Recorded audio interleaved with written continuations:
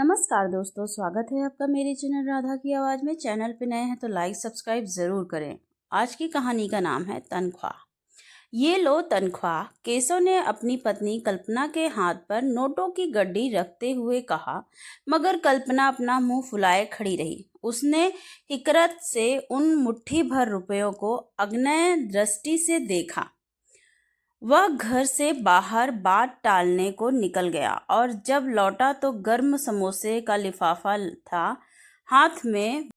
वो अपने शब्दों को भरसक मुलायम बनाते हुए बोला, ये लो और एक कड़क चाय पिलाओ। आज काम बहुत था, दफ्तर में थक गया हूँ। जो खरीदना चाहो सो ले लेना, तुम्हारा त्योहार भी तो नज़दीक है। कल्पना चाय तो बनाकर ले आई, मगर सिर्फ उसके लिए। केशव उसके खराब दिमाग को भांपकर भी मौन रहा, मगर वह चुप ना रही। उसने तनख्वाह के पैसों को एक कागज पर खर्च के साथ लिखकर केशव की खिल्ली उड़ाना शुरू कर दिया। जनाब ऐसे खरीदी करने को कह रहे हैं, जाने करू का खजाना धर रहे हैं मेरे हाथ में। केशव उसका स्वभाव जानकर ही शांत रहते थे। उन्होंने धीरे से कहा, देख लो, लेना चाहती हो वो ले लो। 2,500-3 हजार रुपए से ज़्यादा ना खर्च करना। ओहो, ये सुनकर तो कल्पना चोट खाई नागिन सी फुफकार उठी और बोली, पता नहीं लोग शादी ही क्यों कर लेते हैं। अगर उनकी हैसियत ही नहीं होती उसके सपने पूरे करने की। पता नहीं क्यों ऐसा कहते समय उसकी नज़र ना तो प्रिया की मासूम आंखों पर पड़ी और ना ही केशव के सूने गले पर। केशव ने धीरे से कहा, कल्पू, प्रिया सुन रही है तो सुनने दो, उसका भी भाग्य यही है। अच्छा है, उसे आदत रहेगी। हर त्योहार ऐसे ही हमारे यहाँ मनता है, यही मेरी नियति है। और औरतों को देखो, बाजार करते करते सांस फूल जाती है। त्योहार तक एक मैं हूँ जिसे पति के नाम पर मिट्टी का माधव मिला है। तैयार हो तो बला से, ना हो तो बला से। अरे तुम्हें जितना मांगती हो दे तो देता हूँ। केशव ने बात संभालते हुए कहा, तो वो रुपया तुम्हारी ही गृहस्थी की भेंट चढ़ जाती है। पहली बार केशव के माथे पर क्रोध को जब्त करने वाला पसीना आया। वो जोर से बोला, कल्पना, कभी मैंने तुम्हारी मेहनत को कम आंका जो तुम मेरी कमाई को बढ़ती बच्ची के सामने जलील कर रही हो? तो क्या करूं, तुम्हारा रोटी ही तो खिलाते हो। बदले में मैं भी घर में मेहनत करती हूँ। हम मध्यवर्गीय हैं और हमारी गाड़ी ऐसे ही बचे खुचे अरमानों से चलती है। मगर चकाचौंध की दीवानी कल्पना लड़ते लड़ते यह भूल बैठी कि वह अनजाने में पति के स्वाभिमान को भी बुरी तरह से चोट पहुंचा बैठी है। वह शुरुआत से ही पहनने ओढ़ने की शौकीन थी और इस सनक में उसे भले किसी का भी दिल दुखाना पड़े, उसे सिर्फ अपने से ही मतलब होता। शादी से पहले भी उसकी यही कोशिश रहती कि उसके जैसा कपड़ा किसी और के पास ना हो, वरना वह पूरे घर में कहल मचा देती। उसकी दादी ने दबी जुबान में उसे कई बार समझाते हुए कहा कि मनुष्य का चोला रख कर अपनी ख्वाहिश की चादर इतनी भी नहीं बढ़ानी चाहिए। पर कल्पना ने अपनी दबंगई के चलते हर रिश्ता और उसका सम्मान ताक पर रख दिया।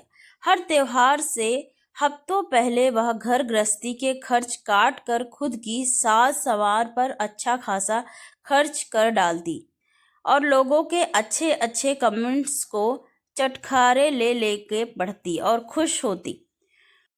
शुरुआत में जो केशव उसकी खूबसूरती का दीवाना बना फिरता था, अब वह उसका सामना करने से कतराने लगा। कारण था उन दोनों की बढ़ती हुई बेटी प्रिया। बड़ी बड़ी आंखों वाली प्रिया सामान्य बच्चियों की तरह ही थी, बस पिस जाती कल्पना के अहम और केशव की चुप्पी के बीच। केशव को लिहाज लगता कि कहीं प्रिया उसे एक कमजोर पिता न समझे। एक पुरुष होने वह उसे खुश रखने का जितना जतन करता, उसकी ख्वाहिशें उतनी ही उछाल मारने लगती। धीरे धीरे उसे भी समझ में आने लगा उसका रवैया।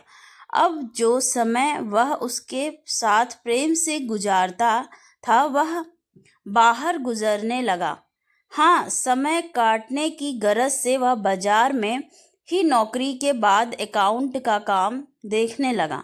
घर जाता तो बस खाने और सोने के लिए। धीरे धीरे उसने अपना कमरा अलग किया और खाने सोने से ही वास्ता रखने लगा घर में। मगर शाम को आया तो एक खूबसूरत महंगी साड़ी हाथ में लेकर और प्रिया को आवाज दी, माँ को दे आओ। प्रिया लेकर गई तो उसके अंदर एक मंगलसूत्र भी था, जिसे देखकर कल्पना तो निहाल ही हो गई। उसने केशव की मनपसंद खीर प्रिया के हाथ से भिजवाने की कोशिश की, मगर उसने ठंडेपन से मना कर दिया। खैर, उसे ना कोई अंतर पड़ना था और ना पड़ा। वह अपनी धुन में मस्त रही। उसकी सारी तैयारियां पूरी थी। त्योहार में भी ज़्यादा समय ना बचा था, मगर 3 दिनों से केशव की उसे शक्ल भी देखने को ना मिली थी। उसे कुछ बेचैनी तो हुई, फिर सोचा सब कुछ ठीक तो है नहीं। बोल रहे हैं ना बोले, अपनी मर्जी की सभी तैयारियां से संतुष्ट होकर वह पूजा कर चुकी थी, मगर आज केशव को तो देर भी हो गई थी। घर लौटने में अब उसे पूरी तरह घबराहट होने लगी। रात के 12 बजे थे। उसने त्योहार की सब तैयारियां कर ली थी, पूजा भी अकेले ही करनी पड़ी। सब कुछ तो उसके मन का था, मगर अब उसे केशव के बिना कुछ सुहा नहीं रहा था।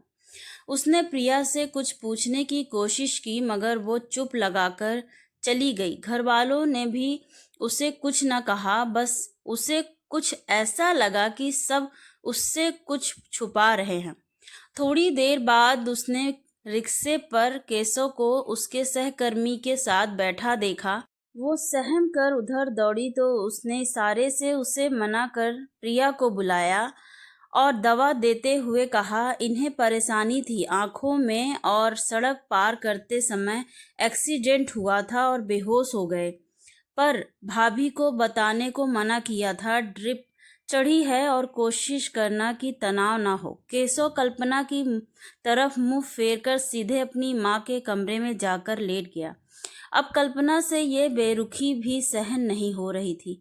वह व्यग्रता से उसकी ओर लपकी, मगर केशव ने अपनी जेब से एक पुड़िया निकालकर कमजोर आवाज में कहा, प्रिया, इसे अपनी माँ को दे दो। नहीं चाहिए मुझे। वो जोर से रोने लगी। ये क्या हो गया है आपको? पहले भी मैंने बहुत मनमानी की, मगर आपने कभी ऐसे दिल पर ना लिया। क्या करता कल्पना, जब तुम कुछ सुनने को राजी ना थी तो क्या कहना और क्या सुनना।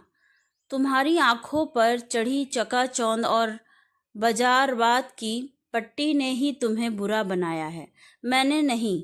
तुम्हें खुश रखने की कोशिश में मैं अपनी ज़रूरत तो पीछे ही करता गया, मगर तुम अपने गुस्से के आगे कुछ देख ही कहाँ पाई। देखा जी, मगर बहुत देर में नज़र पड़ी। मेरी डॉक्टर के पर्चे में लिखा था कि आपकी आंखों का ऑपरेशन ज़रूरी है। कोई और होता तो शायद अपनी गृहस्थी बचाती। मुझे मतलबी ने ना आपके आंसू देखे और ना आपका मौन। बस भगवान से यही मनाती रही कि सब ठीक हो। जो बात आप मुझसे कहकर ना समझ पाए, वो सब बातें मुझे आपकी बेरुखी ने समझा दी। दुल्हन दाम्पत्य की असली सुंदरता एक दूसरे का साथ देने में है। ये सिंदूर का नाता तुम दोनों के मध्य एक दूसरे की सुरक्षा है। केशव की माँ ने कहा, तुम घर में हो तो ये बेफिक्र है और ये ठीक है तो तुम सुरक्षित हो। ये लाल रंग ना हो तो सब फीका है। देख तो रही हो मुझे। और कल्पना ने सहम कर कहा, अम्मा जी और प्रिया के पापा, मुझे मेरी नादानी के लिए माफ़ कर दीजिए। सच्चे दिल से शर्मिंदा हूँ और मुझे तो हो सके तो तू भी माफ़ कर दे प्रिया, क्योंकि एक माँ सब बर्दाश्त कर सकती है, अपनी संतान की नज़र में गिरना नहीं। मम्मी, मुझे पता था कि आप दिल की बुरी नहीं हो, वो धीरे से बोली। तब तक उसकी दादी ने कहा कि अरे लाडो, जाकर एक प्लेट में मिठाई ला। तेरी माँ के लिए कुछ अच्छा हो तो मीठा खा लेना चाहिए। और प्लेट मेज पर रखकर दोनों बाहर निकल गई। अब कमरे में केशव और कल्पना अकेले थे। उसने हाथ जोड़कर कहा, सुनिए जी, माफ़ कर दीजिए, मुझे समझ में आ गया है कि मेरा असली गहना सिर्फ आप हो। मेरा सिंदूर पता है, अगले पूजा करते समय सब था मेरे पास और सब बेकार लग रहा था, आपके बिना लग रहा था बस किसी तरह आपको देखूं तो सुकून पाऊं। मन में बड़े बुरे ख्याल आ रहे थे कि आप सकुशल हो सब। अब कभी जिद नहीं करूंगी, कोई बात नहीं, जब जागो तभी सवेरा। मुझे पता था कि देर सबेर तुम भी समझोगी ही। लज्जित कल्पना की समझ में नहीं आ रहा था कि प्रिया अपनी बेटी से ही वो किस तरह आंखें मिलाए। केशव, कल्पना, जिद करना गलत नहीं, मगर परिस्थितियों को समझकर काम करने के परिणाम बुरे होते हैं। तुम्हें खुश रखना हमारा फर्ज है। जी हाँ। सब कुछ ऐसे ही आपके घर सकुशल आते ही सिंदूर की लाली पूरे घर में दौड़ गई है, सुरक्षा चक्र की तरह। धन्यवाद दोस्तों। ये छोटी सी प्रेरणादायक स्टोरी आप लोगों को कैसी लगी कमेंट करके ज़रूर बताएं। Thank you so much for watching. Please like and subscribe to my channel.